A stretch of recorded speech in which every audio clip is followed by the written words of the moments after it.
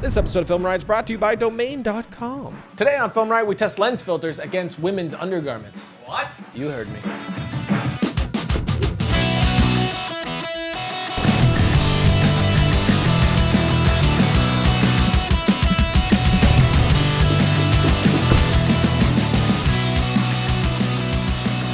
Welcome to Film Riot, the show that takes the mystery out of the effects and techniques going to some of your favorite Hollywood films. I'm your host, Ryan Conley, and today I'm finally going to talk about one of my favorite new things, my Black Pro Mist filter, and some DIY workarounds to get sort of the same effect. Then later, some more low-cost light hacks of goodness. So, you know, let's do the truffle shuffle.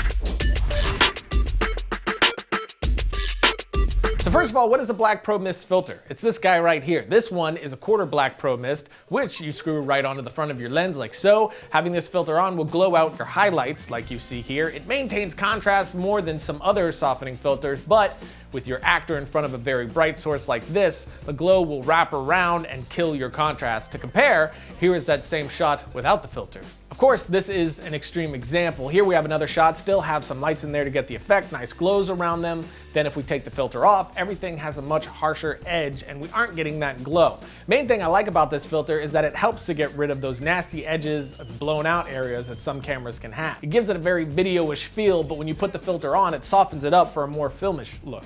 Here's another example shot, this one at night, very dimly lit, and in the back you could see the lamp has unpleasant harshness in the blown out areas. Then we switch over to the Black Pro Mist and we get a softer image overall with the highlights glowing and making the blown out areas less awful to look at. Problem with this filter is it's in upwards of $100. Of course, this depends on the thread size of your lens. Mine is 77 millimeters, so this one goes for about, I think, 93 bucks. And I know plenty of you guys would rather not spend that kind of cash on a filter, so here's a DIY alternative in Stockings. I first got this idea from Shane Hurlbut, who used more of a standard type stocking, so I thought I'd get two different types to give the method a go in a simpler way. So first, we have these thicker black stockings. I cut off the legs and stretch it in front of the lens, and we have this, which is nonsense. Looks like I rubbed Vaseline on the lens. When I punch in tighter, it has sort of a heavenly vibe to it. I could definitely see using this for a comedy bit, making it just ridiculous. Now, the way Shane did this was to secure the stockings to the back of the lens instead of the front, and there is definitely a difference,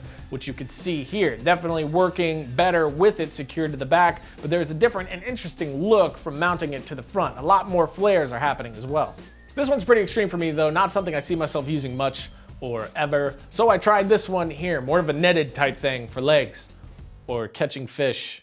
I'm not really sure how these are used. So I cut a piece out and secured it to the front of my lens with this rubber band, and what I ended up with was a less extreme version of my Pro Mist. I mean, for me and what I want the filter to be doing, this is coming extremely close. It doesn't seem like it when you're comparing it to the Pro Mist, but when you compare it to the clean lens versus the netted lens, you see how much it's actually doing. Now we jump back to the Black Pro Mist filter so that we can compare. The Black Pro Mist is definitely stronger again, and if you look at the light on the iPhone, you can see that it's a solid orb of light. When we jump back over to the netted, you can see that we're getting this rainbow flare around the iPhone light.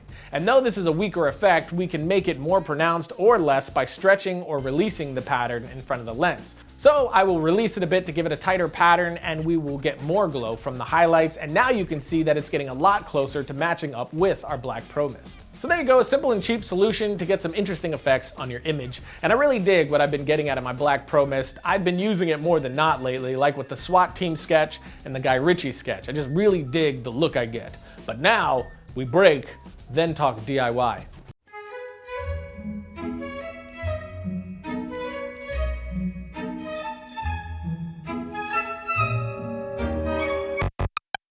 Domain.com is the place to go if you're trying to get yourself seen on the internets. If you want a website to promote you and your crazy business idea, whatever that may be, Josh, give me a business idea. No! I'm involving you for once because you always force your way in. You are impossible. Naked bacon.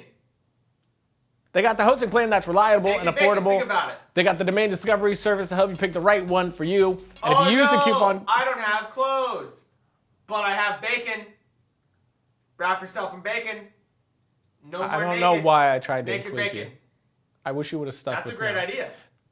If you use coupon code FilmRiot to check out, you get 15% off your domain name and web hosting with Dig domain names, digdomain.com. Naked bacon. Always bacon. That's my tagline. I can't control them. Logo. First light I want to show you guys is actually a headlamp. This guy right here. You mount it on your head and go spelunking, or whatever weird people do wearing these things. What's great about this is that it's stupid bright and it has sort of a spotlight effect, so you can get that on-camera look that you see in some horror movies. I also like the fact that it's on my head so I can move it around for different effects if I'd like to, but if you'd rather, you could always mount it to your camera using a mini ball head. Then you could get some shots like you see in music videos. And if the spotlight is a bit too much, toss on some diffusion and you are good to go. So it's a super cheap on-cam light that can get more versatile by mounting onto your head.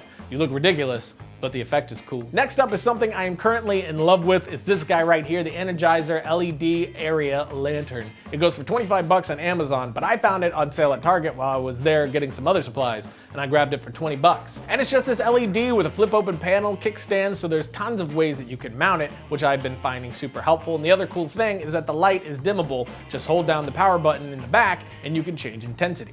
I really like the look that I'm getting from this light. It sort of has this quality somewhere between the look of an LED and a Kino, and I love how it looks on faces, like here on Stark's desk, giving him some kick. I'll turn it off and you can see how much it's actually adding to the scene. Or here I have this harsh window behind Eris's face and he's left in shadow, but with the lantern on his desk I can balance that nicely. It's also small enough to get behind objects like Eris's computer to get a bit extra to the scene. Of course, if you were using it for a real shot, you would hide it a bit better, but you get the point. And again, with Stark, here I have daylight coming through the window behind him, and that warmer light from the lamp, and then this LED light all mixing together nicely. You can see that the Energizer lantern has a touch of green in it compared to the daylight on the back of Stark's neck. And again, here's the shot without the light. It's also great for getting a solid eye light since the source is very soft, and with a decent size, we can easily get that eye light in there. Or you could use it as a lantern that the character is using in a dark place, with it being the source of the light on his face as well. I think one of my favorite uses though was inside a car. It's hard to find a solid solution for these sorts of shots, and the lantern worked really great. I could put it on the dash or right behind the wheel, and I'll get enough light on my actor to bring detail back into his face to make the shot usable. And here it is without the light, which is still cool, but intensely stylized and not really seeing much of my actor's face. Even outside, right before the sun drops, I can use this as a small accent on my actor's face to bring just enough detail back to make that shot very moody and very usable. I just love this thing. I actually went back to Target and grabbed a few more while they were on sale, but you can also find it at this link here.